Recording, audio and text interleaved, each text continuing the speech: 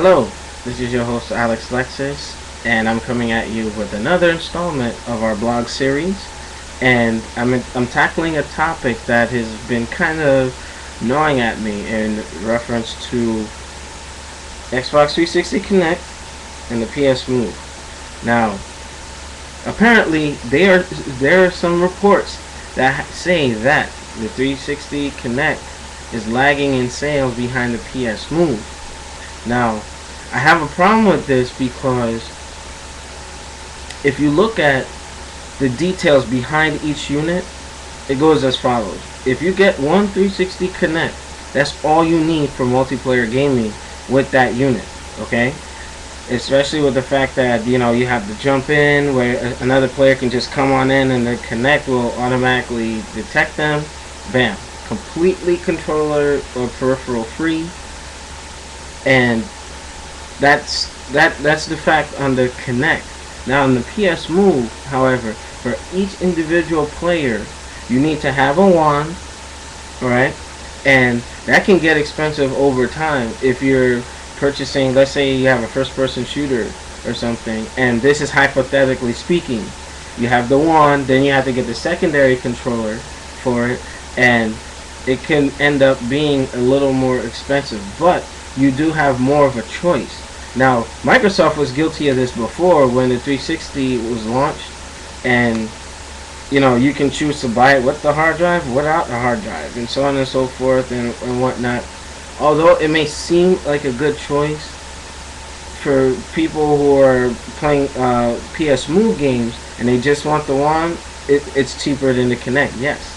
But if you have to go and get extra stuff like for certain types of games, especially those first-person shooters where you're going to need a secondary controller, it's something where it's going to end up either being equal or more. So many of you may or may not agree with me, but I just wanted to get your opinion to our audience. Do you really think that the PS Move has potential to move more units than the 360 Kinect? To me, and this is just my opinion, and much like Anomaly expresses his opinion, and some people will give him a lot of crap for it, but if you think about it logically, if you have one Kinect that can support gamers without the use of purchasing extra equipment, then it's a little easier to get people in and play. I think that would have more potential to move units than a PS Move, where you have to get in there, buy a wand controller per each player that you want to play. Now, here's what used to happen to me way back when early gaming. I would purchase all these controllers and they're just sitting around, and especially when you had like the multi-tap for the PS1, the Xbox 360, the Xbox original, but that had the 4 ports, Sega Saturn, things like that. And you purchase these extra controllers, and let's say you find yourself gaming by yourself. You know what I mean? It's like, damn, I bought these extra PS Move wands, and not everybody, I don't have guests over that much. You have to consider these things. So I look at it as the Kinect is a better buy overall, and this is not going into tech specs or anything like that, but it's just to say the wand, it's an accessory you have to pick up on, and for multiple gaming, and that's probably its only con. Because one thing I will give the Kinect, it can be a little more accurate, or actually let me correct myself, the PS Move can be a little more accurate than the Kinect and slightly less lag. But considering the fact that depending on the spacing that you have, like the Kinect's drawback is you need an exorbitant amount of room and light to use it. So if you are in a cramped space, and it can prove problematic. But for the most part, once you calibrate it to the room, you're pretty much set. Because the Kinect can also, like for instance, Kinect Adventures, and those of you who've played it, well, they'll tell you you can play up close, or you can play at a distance, and at a distance it'll optimize it for multiple gamers.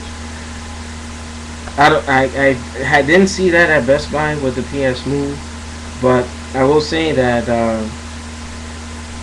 I can't see the PS Move outselling Kinect, because right now if you go on joystick.com and various like I would say the Magic Box, that's where I normally go for up-to-date news, and you'll see that the PS Move is being outsold by the Kinect with the ratio of 5-1. So that kind of speaks for something. And not only that, new 360s are being sold as a result, because these are the bundles that are outselling the PS Move units. So I'm trying to figure out, what do you guys think? Do you think that the PS Move has the potential to outsell the Kinect this holiday season? Right now, I'll tell you, it's a tall order right there. You know, I feel bad for Nintendo. It's kind of like, ever since, you know, the more advanced motion sensing came from rival companies, it's like you haven't really heard Nintendo. You know, like, they used to be the biggest barkers about, like, yeah, we got the motion sensing, and now the other companies came in and pretty much encroached on their territory. Now they're pushing the DS, 3D gaming and whatnot. And I'm also aware that Sony is going to be going into 3D gaming later on. But again, without going into a tangent, tell me what you think.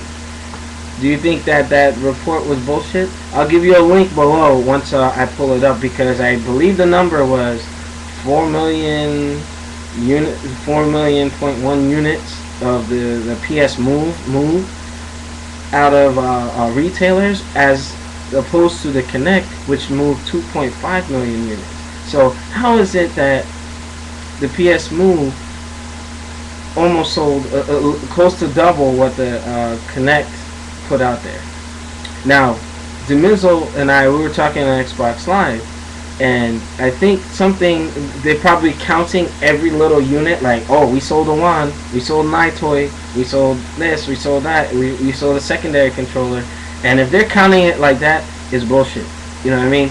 Count one particular unit, and it still is it baffles me as to what particular Move unit is what. It's the iToy and the wand. That should be one unit, or the iToy, the wand, and the secondary controller, and then you want to, add the other ones for multiple players. But if they're counting each individual accessory or item sold, then I can see that they hit that 4 million number. But I really have trouble believing this, and this has nothing to do with bias. So those of you who think I'm a fanboy and all that other stuff, save it.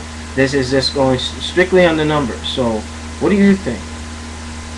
I leave it in your hands. Let's discuss this, and the next time you see us doing an official show, hopefully we'll have that PS Move to show you guys. Alright, so this is Alexlexus. Thank you for supporting and watching the nMo show. Please subscribe. The more subscribers, the better.